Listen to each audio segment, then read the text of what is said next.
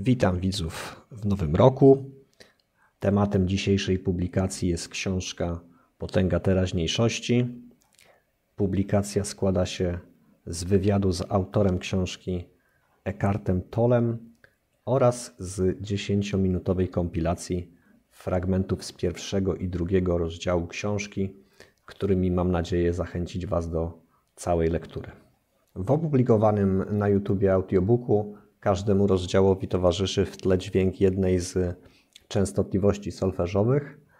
Każdego, komu zdarzy się poczuć dyskomfort lub rozdrażnienie tym faktem, zapewniam, że uczucia te przechodzą bardzo szybko, a sam dźwięk staje się przyjemnym i stymulującym koncentrację bodźcem. Wszystkich, dla których termin częstotliwości solfeżowe jest nowy, zapraszam do obejrzenia na moim kanale fascynującej publikacji pod tytułem Cymatyka i częstotliwości solfeżowe, którą najłatwiej znaleźć na playliście o zdrowiu i chorobie. Co do treści książki, uprzedzam, że autor czasem odwołuje się do niektórych tzw. paradygmatów naukowych, czy raczej pseudonaukowych. Wierzę jednak, że wyczuleni na to widzowie mojego kanału będą umieli odpowiednio przefiltrować te treści i że nie przeszkodzi im to w odbiorze całej książki. Sam wywiad w niniejszej publikacji opatrzony jest napisami wygenerowanymi automatycznie. Nie są one idealne, ale dla uważnego widza z czystą wolą poznania treść jest całkowicie zrozumiała. Dlatego tym razem postanowiłem oszczędzić sobie kilkunastu godzin, które musiałbym przeznaczyć na tłumaczenie i edycję polskiej wersji. Powody, dla których dzielę się wywiadem z autorem książki, zawarłem w poście, który umieściłem w zakładce Społeczność, jak również w komentarzu przypiętym pod filmem. Przy okazji informuję, że z nowym rokiem postanowiłem zrobić użytek z możliwości umieszczania na kanale również postów, dzięki czemu kilka razy w tygodniu będę mógł podzielić się z Wami najciekawszymi materiałami, na które trafiam na YouTubie, ale również muzyką, która towarzyszy mi i inspiruje mnie na co dzień. Jeśli subskrybujesz kanał, a nie otrzymałeś jeszcze powiadomienia o wrzuconych już postach, rozwiń przycisk subskrybujesz i zaznacz opcję wszystko. Tyle tytułem wstępu. Życzę skupienia i wielu momentów głębokiej zadumy wszystkim, którzy postanowią zapoznać się z treścią omawianej książki. Zapraszam na wywiad z jej autorem.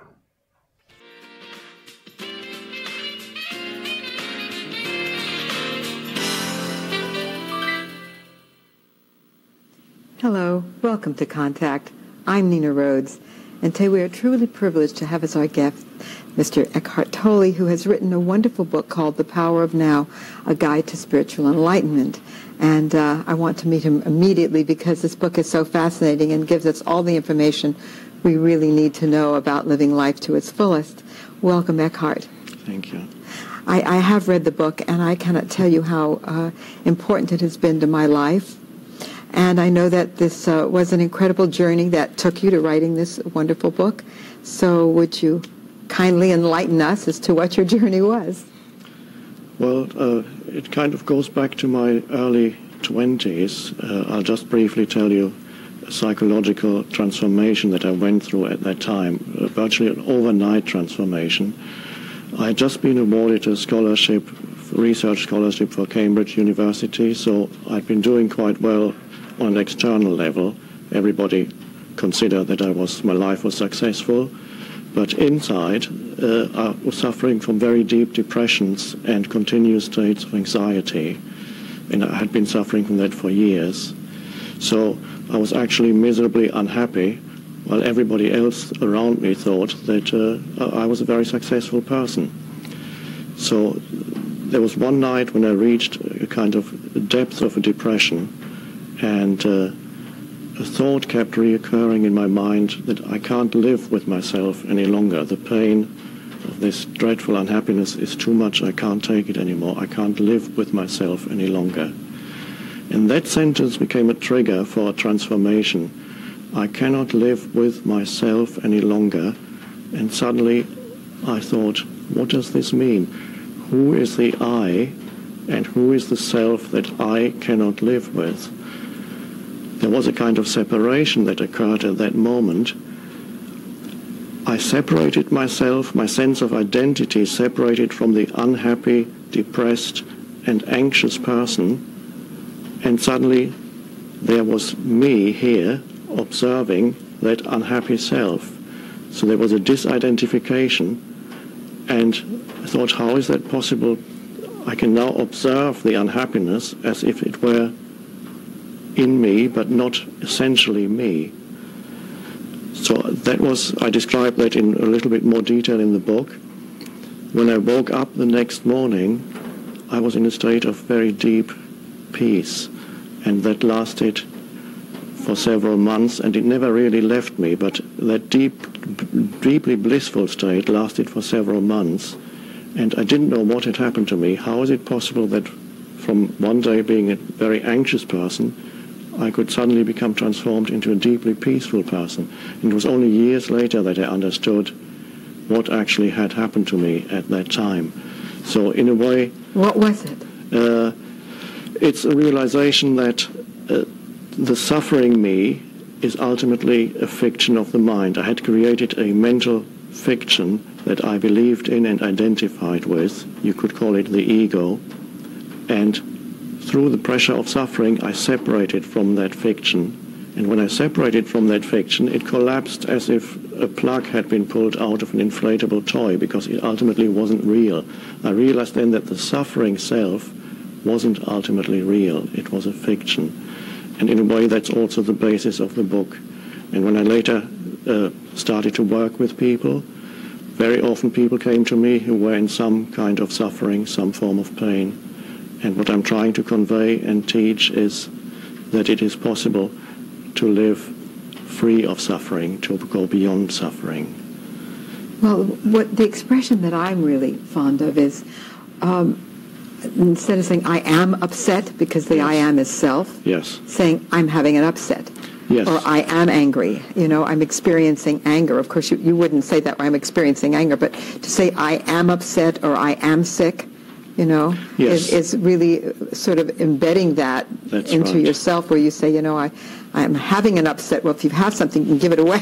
That's right. So it's already progress if from saying I am angry or I am upset, you say there is anger in me or there is upset in me. You have already separated your essential identity from the emotional state. Mm-hmm. So you are no longer reinforcing the emotional state through your identification. So that's Exactly. that's the beginning of inner transformation, is that separation from the passing mental or emotional state. Oh, that's such a wonderful time in life when suddenly you realize that you don't have to be the victim of your thoughts. Yes. That you can shut those off just through the power of being in the now and understanding what you have written in this book. Now, Yes. the word enlightenment has been tossed about in so many different expressions, meanings, philosophies. Could you explain to us what the book embraces with The Power of Now, A Guide to Spiritual Enlightenment? What is enlightenment? Well, as you say, the word has been used a lot of times and people attribute different meanings to it. But the word enlightenment essentially comes from the East, originally from Buddhism. It points to a radical psychological transformation. But it's not confined to the East. It also exists in other ancient religions. The term salvation in Christianity, I believe, is really another form of the Buddhist enlightenment, or the term liberation in Hinduism is really just another way of pointing to the same thing. So they all point to the possibility of a radical inner transformation. And before we look at that, we need to realize that urgent need in the human psyche, the personal psyche and the collective psyche, for a radical psychological transformation. All the ancient religions recognize that there is something wrong with human beings. Despite the ingenuity of the human mind, there seems to be some essential flaw which causes humans to go into suffering, to create suffering and pain for themselves and for others. And the ancient religions have given different names to that essential flaw. So Buddhism, for example, calls it suffering. One of the characteristics of human existence, Buddhism says, is suffering. Hinduism says humans are in a state of delusion. There's the veil of Maya. We do not perceive things clearly. We see them as through a veil. So we are deluded. Christianity says there is an original state of sin that humans are in. So if you look at the deeper structure underlying all those terms, what it's really saying is there's something not right. Something seems to have gone wrong. But all the religions also say there is a path, there is a way of reversing this.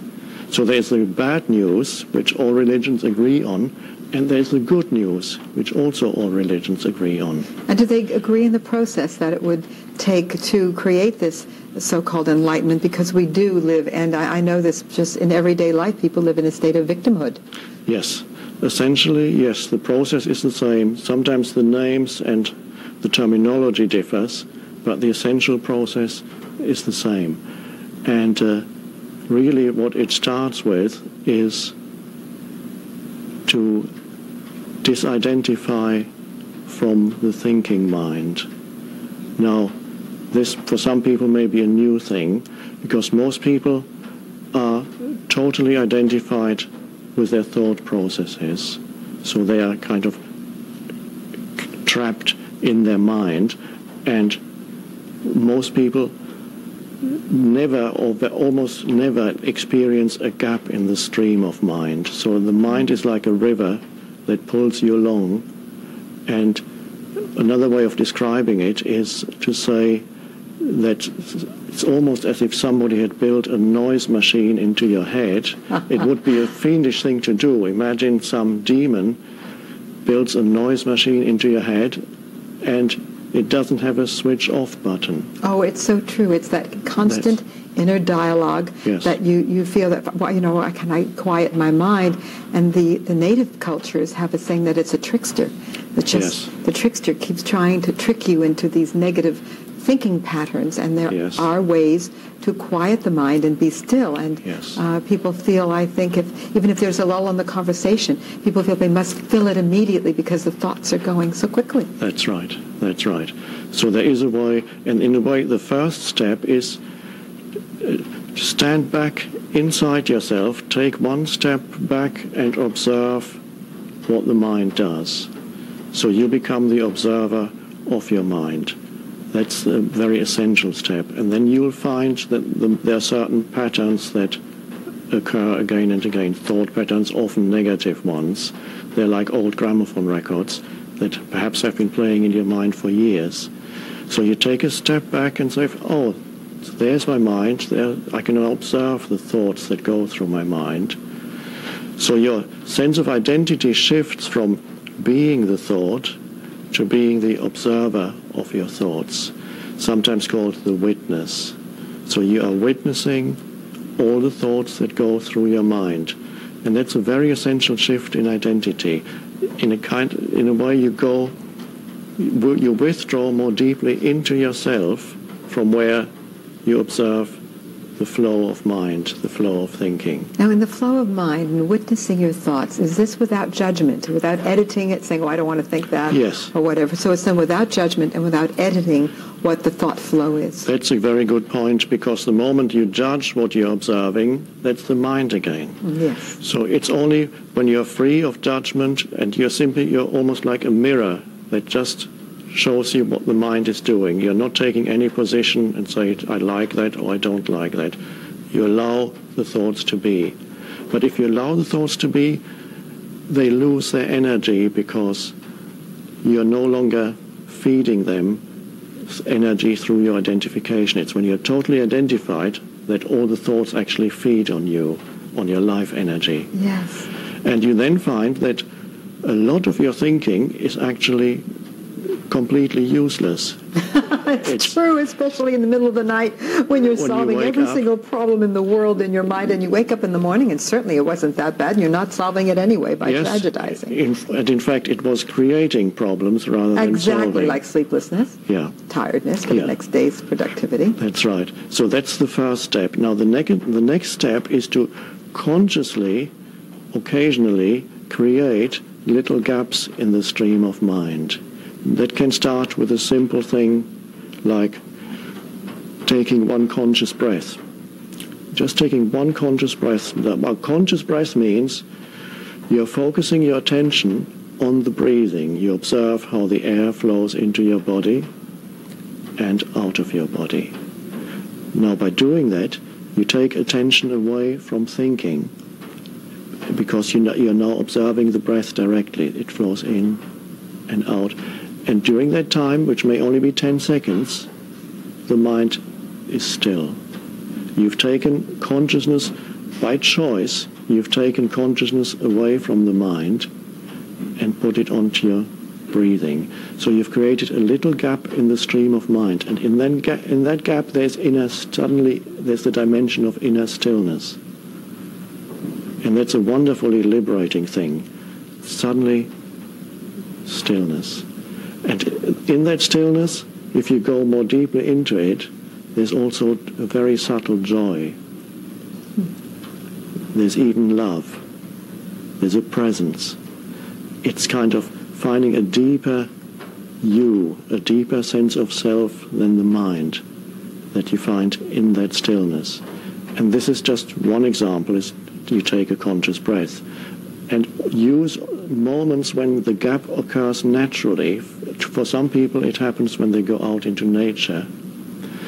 You're surrounded by trees in the forest, and you're suddenly overwhelmed by the beauty of nature. And when that happens, also for that moment, the mind stops and there's stillness. Like a sunset. Yes. Or something overwhelmingly beautiful can sometimes create that stillness. And for most people, it only lasts for a few seconds. But if you become conscious of it, you can actually prolong it and go into it and feel the stillness inside you. So it can happen through beauty. It can also happen for other people through physical exertion when they are engaged in some kind of physical activity, perhaps even jogging. Although some people wear Walkman while they jog, so it can't happen then. But extreme physical exertion can sometimes also lead to mental stillness. So you can find it there. Other people find it in a moment of extreme danger. I don't know if you've read accounts of people. I've seen quite a few accounts of people who were driving in a car and they knew an accident was about to happen. There were only a few seconds left and they could see it inevitable now. And at that moment, many people reported that suddenly they became very, very still and peaceful, and they became just the observer of what was happening, and there was no fear. It seems to go in slow motion. Yes. I noticed that the other day. I was jogging, and I began to fall, and as I fell, it was just like in slow motion. And I've experienced when there is danger, you sort of just experience it in a very different manner of thought. Yeah. And emotion. And the breath is, you've taught this, you do exquisite meditation sessions, because I've been privileged to be present in them. And my husband was telling me that he uses the breathing when he can't sleep at night, when his mind starts. Mm-hmm. And the breath is a very profound thing, and we take it for granted because we're so busy with the mundane. Yeah. But most meditative processes start with taking breath. Yes. And you just breathe. And the breathing itself is a very profound method of just quieting and understanding the miracle of breath and the body and just being at quiet with self. So I see what you say by the magic of that. Yes, breath is a very old form of meditation. It's probably the Buddha who first created it. The Buddha's teaching is so simple, and really one of the main points is be conscious of your breathing. Anapanasati yoga is the meditation on your breath, the breath awareness meditation. And why it works so beautifully is that it takes attention away from thinking. It takes consciousness away from thinking. So and then it becomes what I call presence. If you take consciousness away from thinking, what happens? You become very, very present in the here and now. Whereas if you are involved in thought activity, you are never in the here and now, because thought is always either in past or future. So here and now, the present moment, is really the key to that inner transformation. So whenever the mind becomes still, what happens simultaneously is you become present. And that in itself is a transformation of consciousness, that presence. And out of that presence comes a different sense of identity, a very deep sense of well-being that's inside everybody, but usually it's buried underneath the mental noise. Everybody carries inside a sense of peace and well-being and a natural connectedness with who you are. But most people are not conscious of it. They seem to have lost it, or they never lost it, but it becomes so covered up by mental noise that they can never feel it. So they are cut off from their deeper being. And that's a dreadful deprivation. It's sort of like falling from grace, almost. Yes, yes. And in a way, that is really the origin of this flaw that I mentioned earlier, what Christians call sin, Buddhism calls suffering, or Hinduism calls delusion. Yes. It's a disconnectedness from who you essentially are on a deeper level. With all that is as well. Yes, yes. And then what you have as a substitute is a mind-made sense of self, which we call the ego, which consists of past, of things that happened to you, of mental images you have about yourself, your conditioning. Mm-hmm. So it's an artificially, mentally constructed sense of self, which most people's identity lies in that. And because it lacks any foundation in reality, it really lives in a state of constant fear.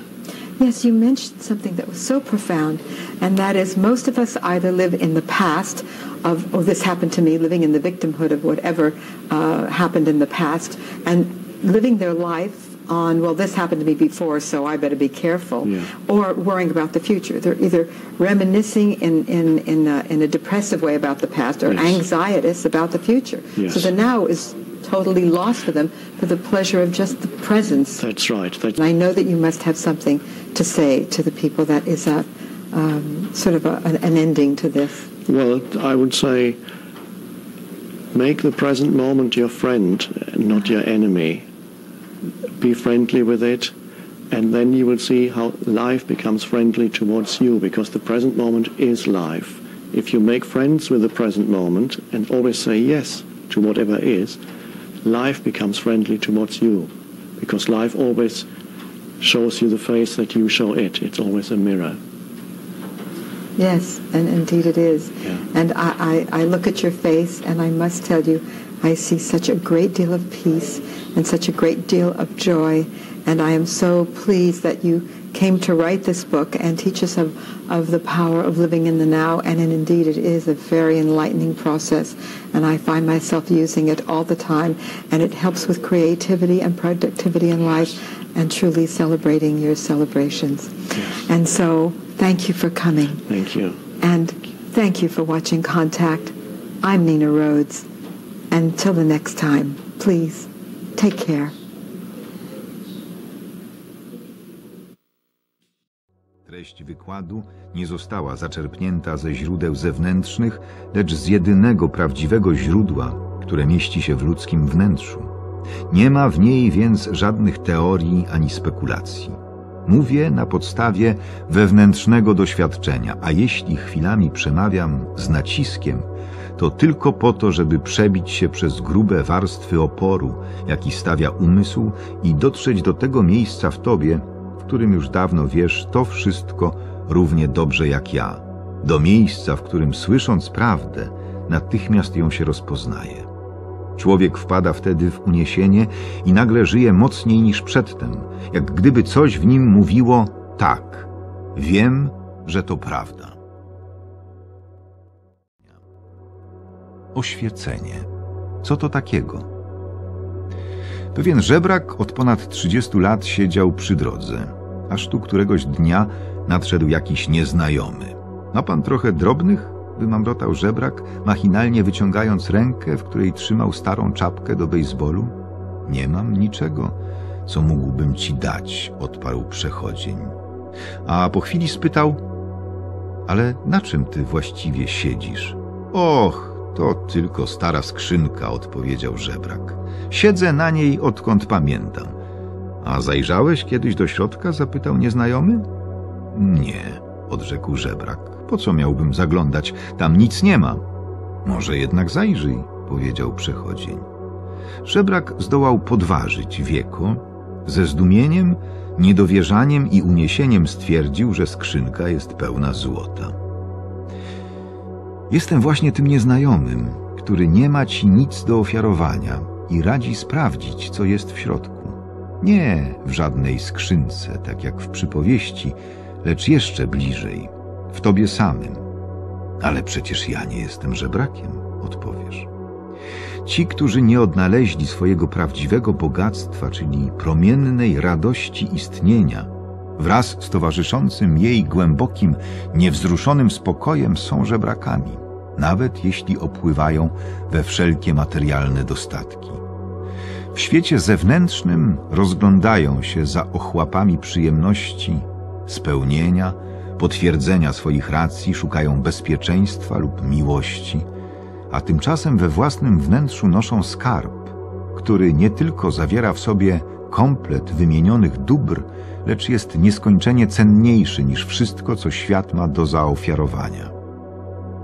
Słowo oświecenie przywodzi na myśl jakieś nadludzkie osiągnięcie, a ego owszem chętnie podtrzymuje to przekonanie, lecz tak naprawdę wyraz ten oznacza twój naturalny stan, autentycznie odczuwanej jedności z istnieniem. Pozostając w tym stanie, jesteś połączony z czymś niezmierzonym i niezniszczalnym, z czymś, co, choć zakrawa to na paradoks, w istocie jest tobą, a zarazem jest od ciebie znacznie większe. Oświecenie to inaczej odnalezienie własnej natury, która wymyka się wszelkim nazwom i formom. Jeśli nie czujesz tej więzi, masz złudne wrażenie osobności, oddzielenia od samego siebie i od otaczającego cię świata. Widzisz wtedy siebie, świadomie czy nieświadomie, jako osobny fragment. Budzi się lęk, a konflikty wewnętrzne i zewnętrzne stają się normą. Uwielbiam tę prostą definicję, w której Budda stwierdza, że oświecenie to koniec cierpienia. Nic w tym nadludzkiego, prawda? Oczywiście jest to definicja niepełna. Określa ona jedynie, czym oświecenie nie jest. Otóż nie ma w nim miejsca na cierpienie. Ale cóż pozostaje, kiedy już nie ma cierpienia? W tej kwestii Budda się nie wypowiada, a jego milczenie znaczy, że musisz rozstrzygnąć ją sam. Nikomu nie udaje się całkiem uniknąć bólu i smutku. Czy nie chodzi raczej o to, żeby nauczyć się z nimi żyć, niż ich unikać? Ludzie na ogół cierpią niepotrzebnie. Sami stwarzają swój ból, dopóki umysł niepoddany obserwacji kieruje ich życiem. Ból stwarzany tu i teraz bierze się zawsze z pewnego rodzaju niezgody, z bezwiednego oporu wobec tego, co jest. Na poziomie myślowym opór ten przybiera postać osądu. Na poziomie emocjonalnym będzie to taka czy inna postawa negatywna. Nasilenie bólu zależy od natężenia oporu stawianego teraźniejszości. Ono zaś z kolei zależy od tego, jak bardzo utożsamiasz się z własnym umysłem. Umysł zawsze stara się negować teraźniejszość i przed nią uciekać. Innymi słowy, im mocniej utożsamiasz się z umysłem, tym więcej cierpisz. Można też powiedzieć, że im bardziej szanujesz i uznajesz teraźniejszość, tym skuteczniej wyzwalasz się spod władzy bólu i cierpienia, a także egotycznego umysłu. Dopóki potęga teraźniejszości jest ci niedostępna, każde bolesne emocjonalnie doznanie pozostawia po sobie osad cierpienia. Żyje ono w tobie jeszcze długo po fakcie, miesza się z zadawnionym bólem, który wcześniej w sobie miałeś. I wrasta w twój umysł i ciało. Zasada ta oczywiście dotyczy także wszystkiego, co wycierpiałeś w dzieciństwie z powodu nieświadomości świata, w którym zdarzyło ci się urodzić. Z nagromadzonego bólu powstaje negatywne pole energetyczne wypełniające twoje ciało i umysł. Jeśli masz wrażenie, że jest to niewidzialny, odrębny byt, niewiele się mylisz. Z emocjonalnego bólu powstaje bowiem ciało bolesne. Ma ono dwa tryby istnienia, utajony i czynny. U jednej osoby może przez 90% czasu pozostawać w uśpieniu, natomiast u innej, głęboko nieszczęśliwej, potrafi być stale aktywne. Niektórzy ludzie uczestniczą w życiu niemal wyłącznie za pośrednictwem swojego ciała bolesnego, inni zaś mogą odczuwać jego obecność tylko w pewnych okolicznościach, na przykład w związkach osobistych albo w sytuacjach związanych z niegdysiejszą stratą lub porzuceniem, z fizycznym bądź emocjonalnym zranieniem i tym podobnych.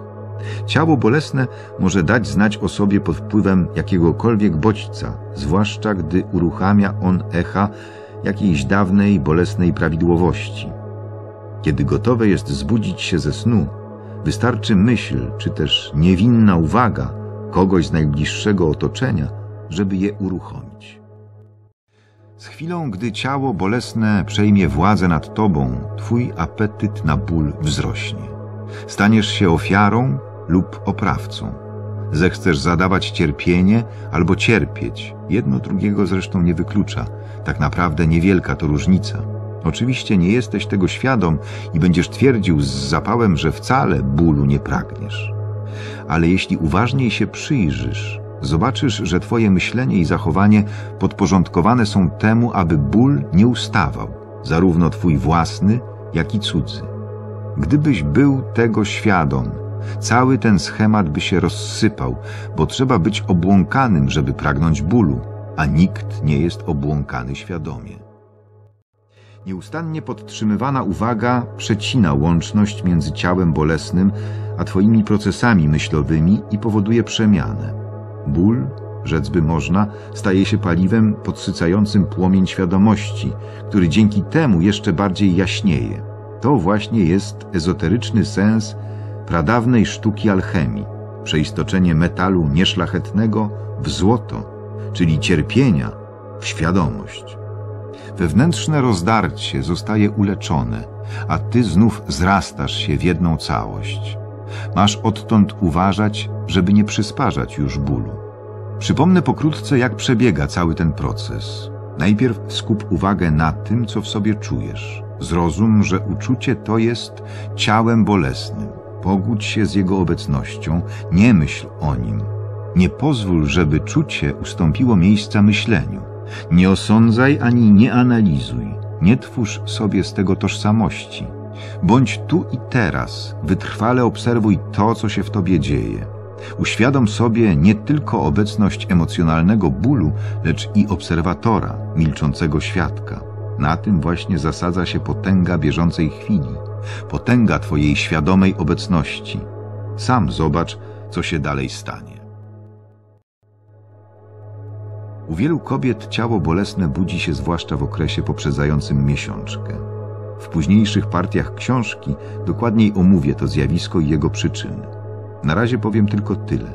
Jeśli zdołasz w tym okresie pozostać czujna i obecna, jeśli zdołasz obserwować wszystko, co w sobie czujesz, zamiast oddawać się we władzę uczuć, będziesz mogła odbyć przy okazji wyjątkowo potężną praktykę duchową, umożliwiającą błyskawiczne przetworzenie całego zadawnionego bólu.